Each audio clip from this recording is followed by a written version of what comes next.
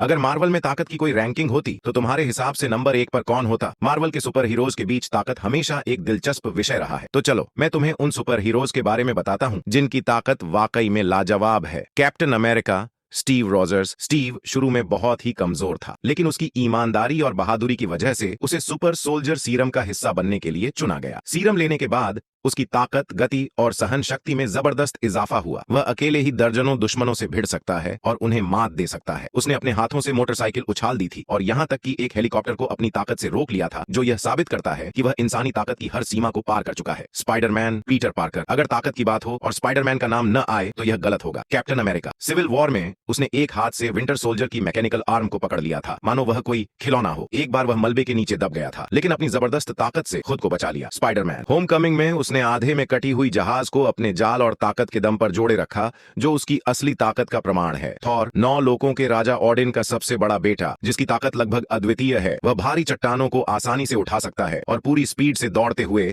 Spaceship को खींच सकता है। लेकिन यह सब उसके लिए बस एक वार्म अप है। अपने पीक पर थॉर ग्रहों को हिला सकता है। इवेंजर्स। इन्फिनिटी वॉर में उसने स्टॉर्म ब्रेकर बनाने के लिए एक न्यूट्रॉन स्टार की ऊर्जा का सामना किया। उसने स्टॉर्म ब्रेकर बनाने के लिए एक न्यूट्रॉन स्टार की ऊर्जा का सामना किया और उस भयानक शक्ति के बावजूद वह जिंदा रहा। हल्क। Bruce banner. जब भी हल्क की बात होती है तो एक चीज दिमाग में आती है। हल्क की बात होती है तो एक चीज दिमाग में आती है, जितना गुस्सा उतनी ताकत नहीं है।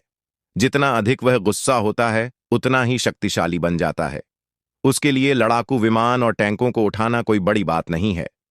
थॉर ही है। थॉर। रैग्नारोक में उसने थॉर को हवा में उछाल दिया और फिर उसे जमीन पर पटक दिया। और यह तो बस नॉर्मल हल्क की बात है। अगर मार्वल में ताकत की असली बादशाहत किसी के पास है तो वह शायद हल्क ही है।